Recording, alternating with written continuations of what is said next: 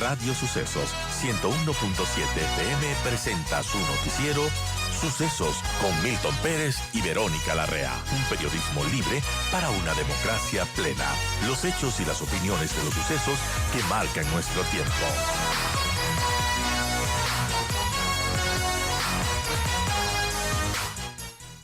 Vamos a indagar sobre la constitucionalidad, sobre la legalidad de lo que se está actuando en la Asamblea Nacional, a sabiendas de que en este momento hay un veto parcial del Ejecutivo en estudio y mañana en análisis y en votación. Para ello nos acompaña el constitucionalista doctor André Benavides. Doctor Benavides, gracias la oportunidad. Dígale a la ciudadanía, por favor, ¿el plenario se excedió en sus funciones al crear contribuciones impositivas a la banca, a los empresarios, al elevar el impuesto a la salida de divisas al 5%? Doctor Benavides, bienvenido. Buenos días, estimado Edgar. Un cordial saludo para usted y para toda la ciudadanía que nos escucha a través de Radio Sucesos. En este proyecto de ley hemos visto un popurrí de vicios en el procedimiento legislativo.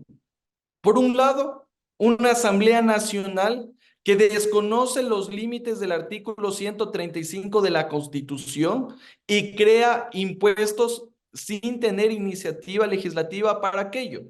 Porque el único funcionario que puede presentar proyectos de ley que supongan la creación, modificación o supresión de impuestos es el presidente de la República.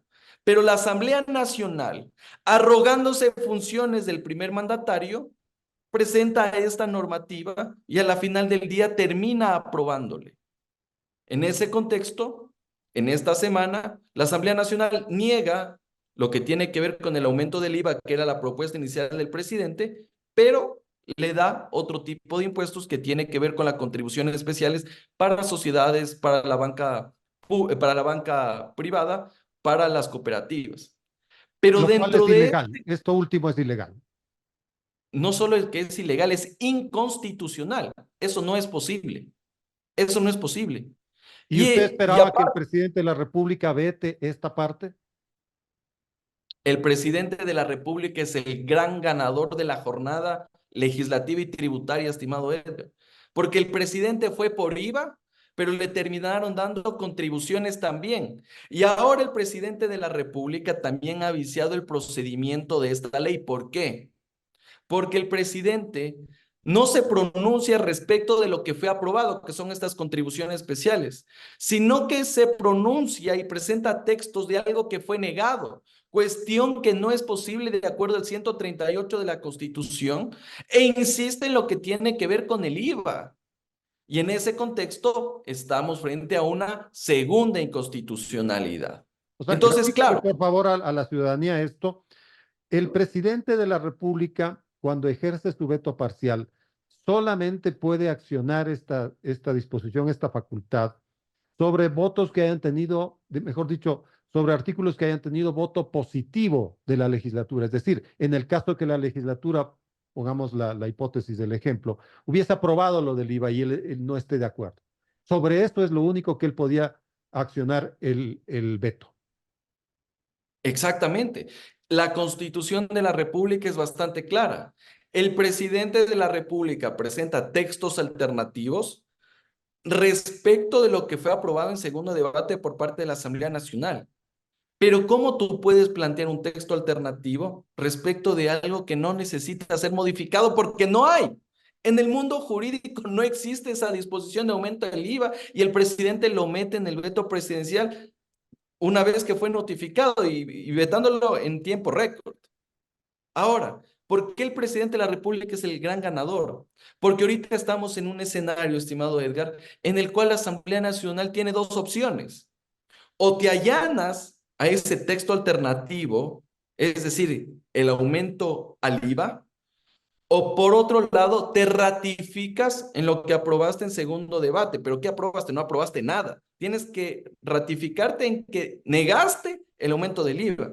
Pero para ratificarte en aquello necesitas 92 votos, es decir, una mayoría calificada de 2/3 de los integrantes de la Asamblea Nacional. Mayoría que en el cálculo político en la calculadora política no existe. Y seguramente lo que va a ocurrir, y eso ya me atrevo a vaticinar, es que no hayan votos ni para allanarse, ni existan votos para ratificarse.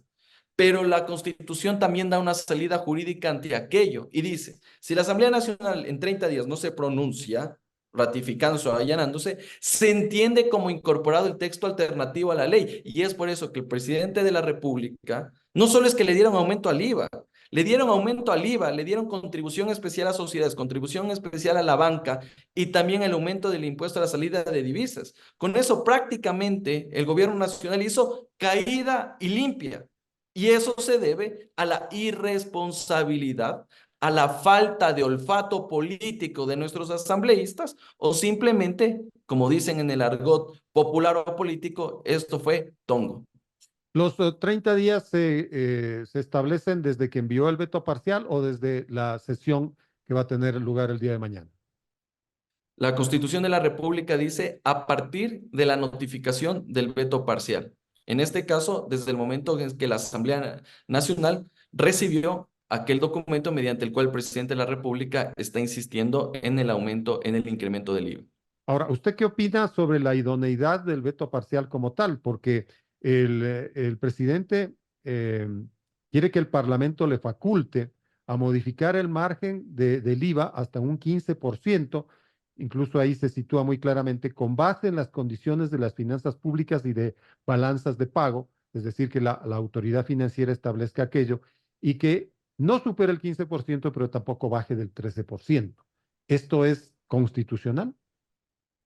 Desde ningún punto de vista, Edgar, y vamos a explicar por qué. Dos razones fundamentales.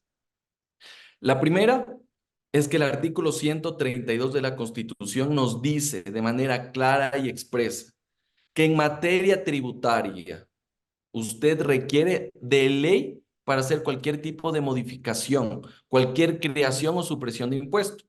Usted no puede hacerlo a través de decreto ejecutivo o acuerdo ministerial, porque tampoco es justificable que se abra esta posibilidad para que mañana, de acuerdo al ánimo que tenga el presidente de la República o el ministro de Economía y Finanzas, se termine cambiando el porcentaje de lo que se va a cobrar por concepto del impuesto al valor agregado.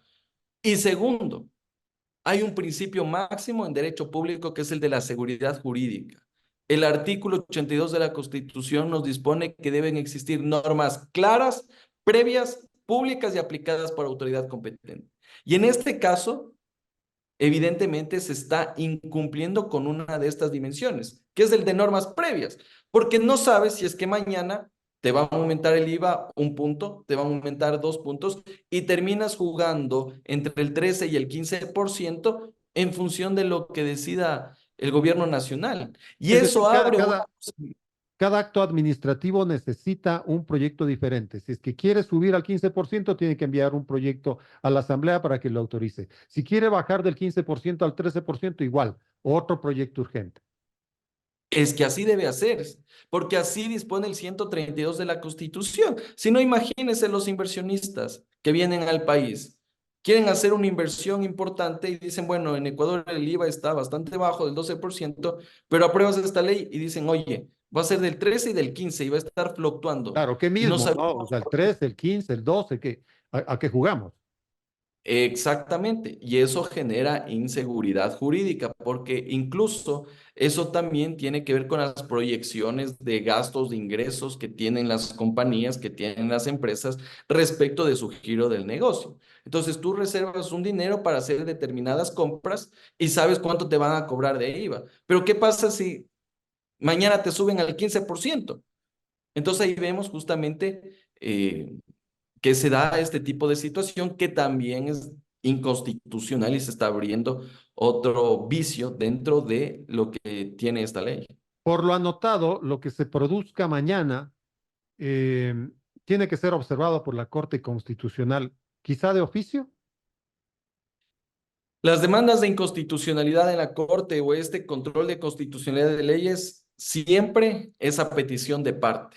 Así que si es que la Corte Constitucional va a pronunciarse respecto de esta ley, tiene que ser activado a través de una demanda de inconstitucionalidad.